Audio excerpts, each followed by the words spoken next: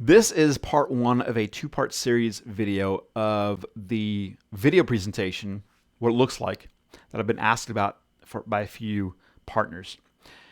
Now, it's two parts because I want to keep these short, and also I want them to be separate because part one is going to be the basics, part two is the advanced kind of stuff. Part one, let's just go right into that. There are three things that you need to pay attention to: audio quality, lighting, and the camera itself. And I'll put in the fourth thing, which is the program that you use to put it all together. Now, please understand that if you have something that works right now, if you don't have the resources to go this way, don't let that stop you from creating content. Create the content with the things that you have today, and you can grow as you go. Create things, add things into the mix as you grow. Do not let this stop you. This is simply to get you maybe started in that direction. The very first thing that I always recommend to people is that audio quality is more important than anything else. If your audio quality isn't there, people are not going to watch it, listen to it, or anything else. They're going to just be gone. So, little story. I have gone through about 5 different microphones, different types, different sizes. I had a desktop microphone. I had a boom microphone. I had whatever. As of recently, I've gone with the cheapest. Other than the microphone itself on the laptop, I've gone with the cheapest, which is this $80 sucker right here. And it's USB wireless. USB. There's no audio interface. I just plug it in and I'm done. Love it. Love it, love it, love it.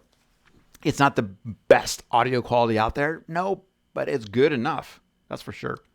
And I went with this because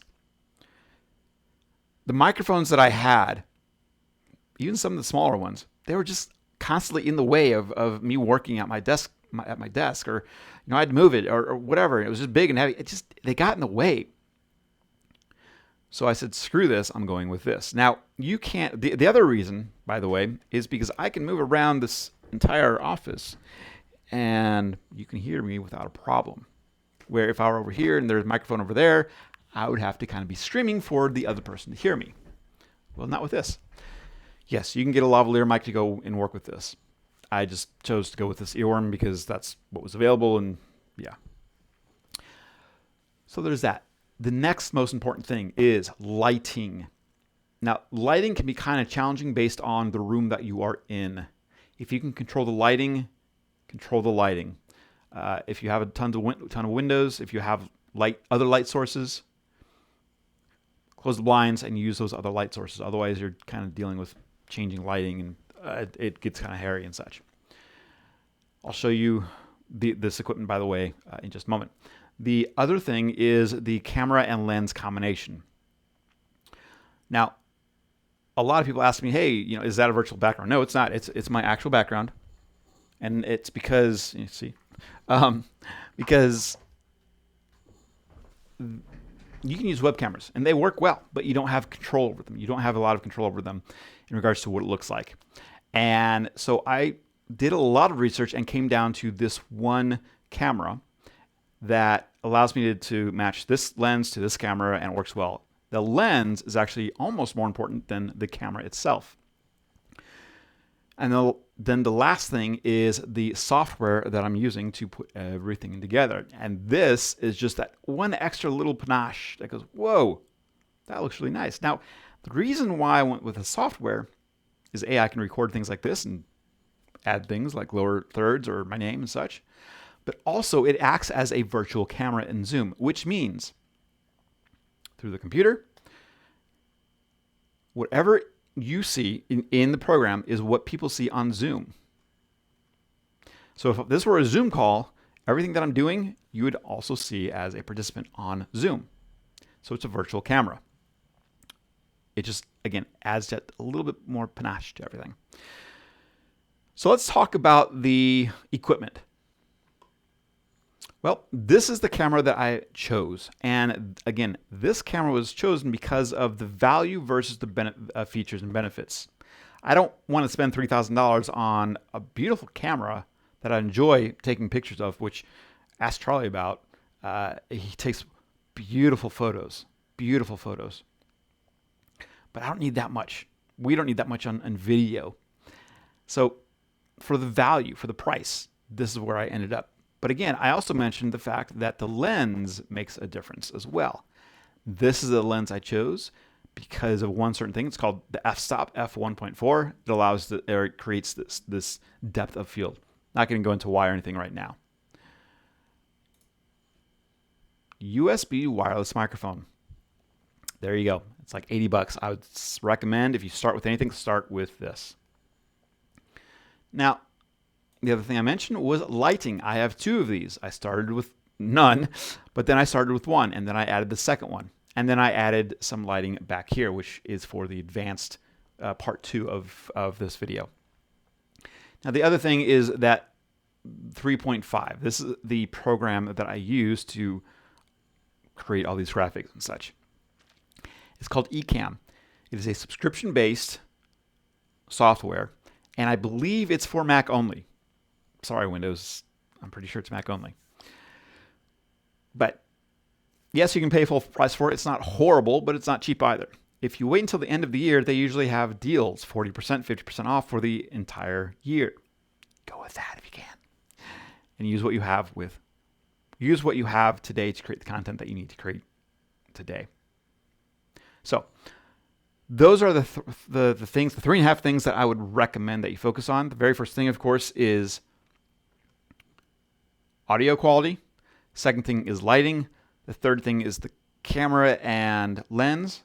And the third and a half, 3.5 thing, whatever that is the program that you use to kind of bring everything together and spit it out to the recordings or to the Zoom or whatever it is that you use.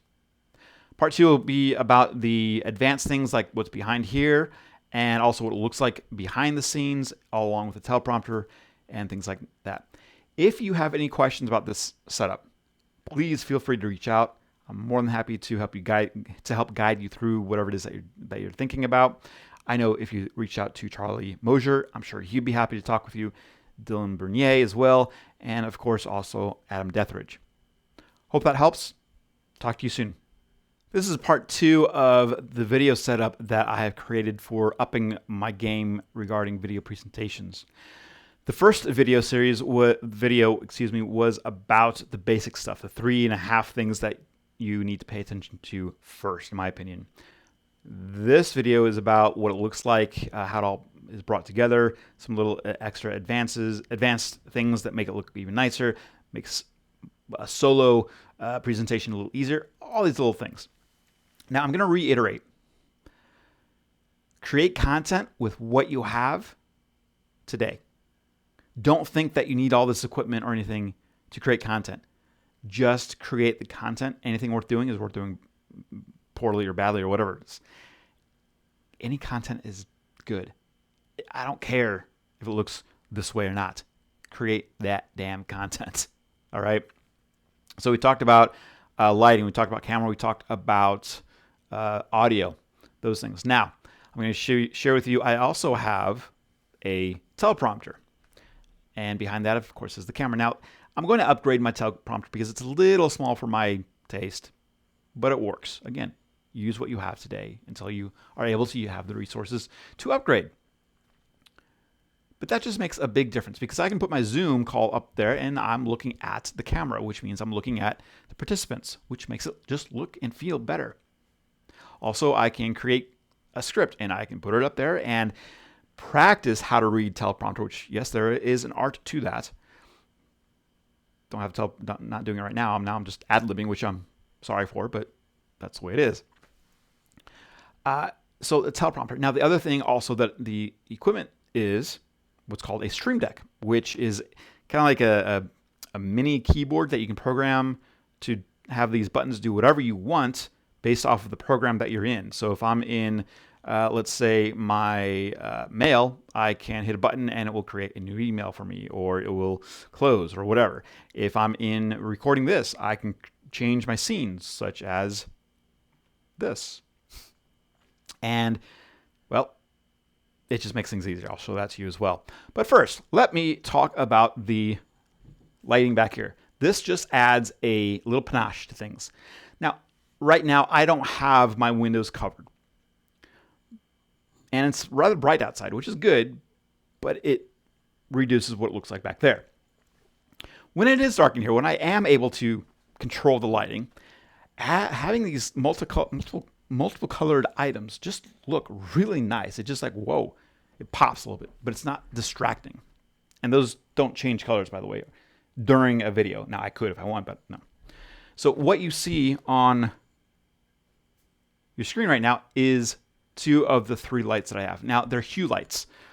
Most people nowadays know what Philips Hue is. Excuse me.